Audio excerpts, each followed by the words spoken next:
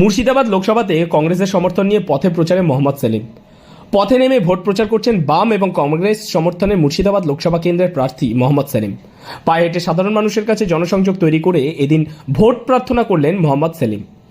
CPIM কর্মীদের পাশাপাশি দেওয়াল লিখনের কাজে হাত লাগিয়েছেন কংগ্রেস কর্মীরা। দুই দলের ঝান্ডা নিয়ে পাড়ায় পাড়ায় শুরু হয়েছে প্রচার। মুর্শিদাবাদের লালবাগে ব্যানার ফ্লেক্স লাগিয়ে শুরু হয়েছে প্রচার। আমরা যেখানে মানুষকে পাড়ায় পেয়ে যাব সেসব জায়গায় যাচ্ছি, গ্রামে যাচ্ছি। আজকে সারাদিন ধরে আমি ঘুরবো, যেখানে যাচ্ছি সেখানকার ছেলে ছোকরারা সব বাইরে বেরিয়ে আসছে। এখানে দেখলাম মা বোনেরাও ঘর থেকে বেরিয়ে এলো, দোকান বাজার যারা করতে যাচ্ছে তারাও আছে। লোকসভা নির্বাচনে রাজ্যে সেইভাবে অফিসিয়ালভাবেই কোনো জোট হয়নি, কিন্তু নিচু তলায় জোটের বার্তা ছিল আগেই। তবে মুর্শিদাবাদ জেলার 3টি লোকসভা আসন, মুর্শিদাবাদ লোকসভা আসন আগেই ছেড়ে দিয়েছিল জাতীয় কংগ্রেস। সেই অনুযায়ী মাত্র 2টো আসনে প্রার্থী ঘোষণা করে। মুর্শিদাবাদ লোকসভা আসন একদা সিপিআইএম এর হাতে থাকলেও 2019 সালে এই আসন থেকে পরাজিত হয় সিপিআইএম। তবে তাদের জমি পুনরায় ফিরে পেতে মরিয়া ছিল বাম নেতৃত্ব। পঞ্চায়েত নির্বাচনে ভালো ফল করে বেশ কিছু জায়গায়।